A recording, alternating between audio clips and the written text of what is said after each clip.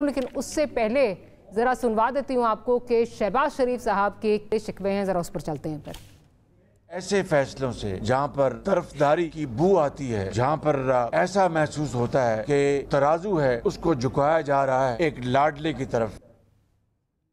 अच्छा राना साहब, फैसला ये क्या हमारी क्यों बन गई है, हमारी जो सियासी जमातें हैं उनकी ये तर्ज सियासत में क्यों ये चीज़ आ गई है कि अगर फैसला मुताबिक आए तो बहुत अच्छा है, फैसला अगेंस्ट आए तो बहुत बुरा है, और मीठा मीठा हफ हफ कड़वा कड़वा थू थू।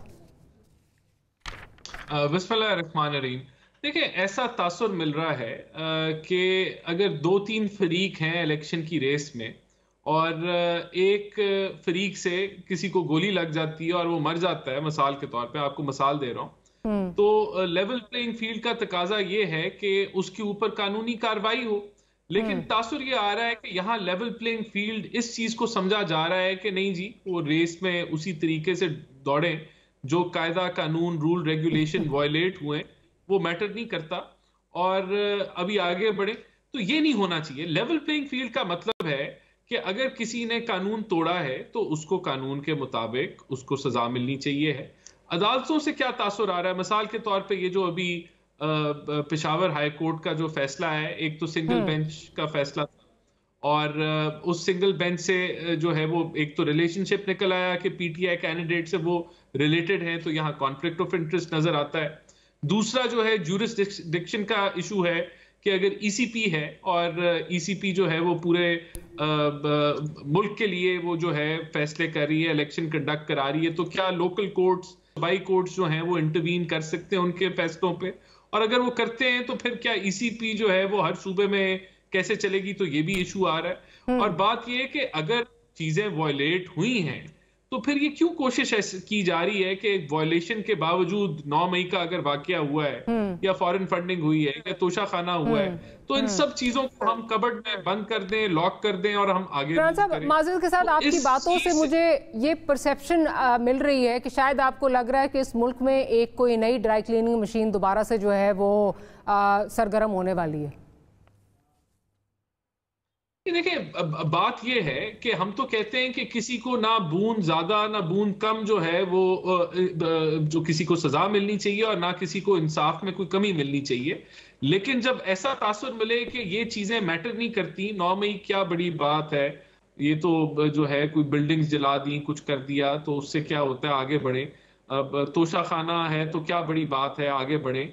बेल होनी चाहिए है, लेवल प्लेइंग फील्ड होनी चाहिए लेवल प्लेइंग फील्ड। लेकिन लेवल प्लेइंग फील्ड की जो डेफिनेशन डॉक्टर साहब मैंने आपके सामने रखी है, मैं समझता हूँ वो होनी चाहिए है, जहां कायदा कानून अगर तोड़ता है तो उसको सजा मिलनी चाहिए। फिर हमें ये जो जुडिशरी से ये एक तासुर मिल रहा है कि जो है कोई लाडला है और वो जो मर्जी करता फिरे, जैसे मर्जी कानून को तोड़े, तो कोई मसला नहीं है। ये इलेक्शन जो है उसके अंदर हमें कोई खौफ फिक्र नहीं है, हमें कोई डर नहीं है। साहब, फिक्र तो लग रही है, फिक्र तो लग रही है। आज सवालात जो है वो ये भी उठ रहे हैं। पेशावर हाईकोर्ट पे सबसे बड़ा आपका सवाल जो है, मैं आगे भी आऊंगी इस पे, वो ये है कि जी पूरे मुल्क के लिए वो किस तरह फैसला कर सकते हैं। और जाहिर है उन्होंने बल्ले के निशान के हवाले से जो फैसला दिया है वो it is related to the intra party elections. इस मुल्क में तमाम पार्टीज इंट्रा पार्टी इलेक्शंस कैसे कराती हैं ये हम सबको पता है। पता भी नहीं होता, लोग जो हैं वो vice president, senior vice president बन के जो हैं वो पता, एक वो आपके हाथ में जो है वो नोटिस दे दिया जाता है, नोटिफिकेशन आ जाता है, कौन सी वोटिंग होती है, क्या होता है। शहला साहिबा की तरफ चलती हूँ। शहला साहिबा, क्या ये क्यों मौलाना साहब इस खदशे का इजहार कर रहे हैं कि एक वो ताल्लुक जोड़ रहे हैं पेशावर हाई कोर्ट से, कुछ सियासतदानों का कॉन्फ्लिक्ट ऑफ इंटरेस्ट की तरफ इशारा कर रहे हैं। साथ ही साथ शहबाज शरीफ साहब को आप सुन चुकी हैं, बातों से ये तासुर मिलता है कि इनको शायद ये डर लग रहा है कि शायद एक और कोई ड्राई क्लीनिंग सर्विस जो है वो शुरू होने वाली है। क्या आपको भी इस तरह के कुछ खदशात हैं? आपको लगता है कि इस तरह का कोई plan might be in the offing? अच्छा, देखें, एक बात तो पहले मैं यही करूंगी कि पेशावर हाई कोर्ट पूरे मुल्क के लिए कैसे फैसला दे सकती है।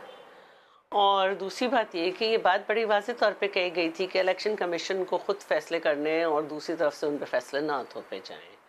और तीसरी बात जो है वो ये है कि अब हमें ये देखना है कि कब कब क्या क्या कौन लाडला हो रहा है। जब एक तरफ कोई लाडला होता है तो दूसरी तरफ से शोर उठता है, दूसरी तरफ लाडला होता है तो तीसरी तरफ से शोर उठता है। नवाज शरीफ साहब कन्विक्टेड थे, उनको प्रोटेक्टेड बेल मिली तो ज़ाहिर है शोर मचा के इसकी कोई नज़ीर नहीं मिलती। इसी तरह जब नवाज शरीफ साहब जो हैं वो उनको सज़ा हुई थी तो बाकायदा अदालत ने फैसला दिया था कि पार्टी की मीटिंग्स में नहीं बैठ सकते, पार्टी की क़यादत नहीं कर सकते, पार्टी के फैसले नहीं कर सकते। लेकिन आज जो है वो अदालत कह रही है कि भाई उनसे मिलने दिया जाए, उनको फैसले करने हैं, उनको टिकट देना है। तो मामला तो अजीब से है ना कि आप वक्त के साथ अजीब अजीब से लाडलापन हो रहे हैं, हर एक का अपना मेयार है। एक तरफ जो है पहले भी सबसे पहले आवाज़ बुलंद की थी नदीम चंद ने कि भाई शाह महमूद कुरैशी साहब को हथकड़ी लगा के ला रहे हैं हम। फिर अभी जो कुछ हुआ उस पर हम सब ने मजम्मत की है। तो हर एक ने अपना अपना कुछ शायद मेयार हो गया है कि क्या करना है। लेकिन बहरहाल ये कोई अच्छा नहीं लगा। सब जो कुछ मुख्तलिफ औकात में हुआ जो मैंने बात की। और अब एक बात और भी कही जा रही है कि उनका भांजा वांजा भी कोई पीटीआई से लड़ रहा है और इस तरह से। तो ये बड़े हमारे यहाँ मसले आ रहे हैं। कभी कहीं से लीक हो जाती है कि माशाल्लाह भी तो नहीं लगा रहे, यूँ हो जाएगा। कभी कहीं से आता है जी हमें सुरखरू नहीं बल्कि सरखरू कराना है, यूँ करेंगे यूँ करेंगे। तो ये जो रिश्तेदारियाँ जो है ना ये हमला आवर हो रही हैं जस्टिस के डिसीशंस पे। और कभी सियासतदान जो हैं वो हमलावर होते थे जस्टिस पे कि ज़्यादा से ज़्यादा सजाएं दो। तो एक ऊंचा नीचा मसला चल रहा है, कभी एक साइड पलड़े बहरहाल बराबर नहीं है, कभी एक साइड से झुक रहा है, कभी दूसरे साइड से झुक रहा है। और सूरत हाल अच्छी नहीं है। सूरत हाल बिल्कुल अच्छी नहीं है। लेकिन रान साहब आपकी तरफ आती हूँ, अगेन उसी पॉइंट पे जाऊंगी कि जिस चीज़ पर आपको एतराज़ है, चले वो रिश्तेदारी तो एक अलग चीज़, वो अपनी जगह, कॉन्फ्लिक्ट ऑफ इंटरेस्ट बिल्कुल हो सकता है। लेकिन जिस चीज़ पे आप एतराज़ उठा रहे हैं वो इंटर पार्टी इलेक्शंस का मामला है कि जी पूरे पाकिस्तान के लिए किस तरह डिसाइड हो सकता है इंटर पार्टी इलेक्शंस।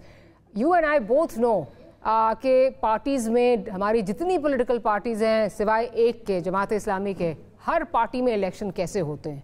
तो उसमें ये कंटेस्ट करना कि जी इलेक्शन सीख नहीं हुए और उनको निशान नहीं मिलना चाहिए, वैसे तो ये हरबे पहले भी आजमाए जा चुके हैं।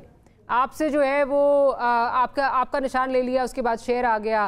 पीपल्स पार्टी से तीर का निशान ले लिया, तलवार का निशान ले लिया, तीर आ गया। तो कोई उसमें कोई ये सियासी हरबे जो है वो काम कभी किया नहीं है उन्होंने। Ultimately that party bounces back stronger. देखिए, पहली बात तो ये कि हमारा जो आइन है PMLN का वो अप्रूव्ड है इलेक्शन कमीशन से। इसी तरह हम तो समझते हैं कि हम जो रिक्वायरमेंट इलेक्शन एक्ट के अंदर है वो भी फुलफिल करते हैं। अगर इलेक्शन कमीशन हमारी स्क्रूटनी करता है इलेक्शन की तो हम और उसमें कोई गलतियां निकालता है तो हमें उसको अमेंड करना चाहिए और रिक्वायरमेंट पूरी करनी चाहिए। और अगर हम रिक्वायरमेंट पूरी नहीं करते तो फिर डेफिनेटली जो ECP है वो इख्तियार रखता है कि वो उस इलेक्शन को माने या ना माने उस पराये के ऊपर जो रूल्स एंड रेगुलेशंस हैं।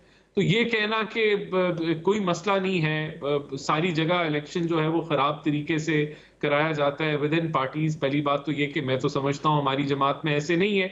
पीपल्स पार्टी अपना जवाब दे सकती है, PTI जो है उसकी आपको एक नोटिफिकेशन नहीं मिला था जिसमें आपके 16 या 18 लोग जो है वो वाइस प्रेसिडेंट बन गए थे और वो इलेक्ट होके नहीं सिलेक्ट होके आ गए थे? क्या ऐसे नहीं हुआ था? देखिए, हुआ होगा, मुझे वो स्पेसिफिक इंसिडेंट तो नहीं याद, लेकिन अगर कोई वायलेशन हुई और उसकी नहीं, लेकिन अगर उसकी कोई स्क्रूटनी होती है और उसमें गलती पाई जाती है तो हमारा ये फर्ज है कि हम उसे करेक्ट करें।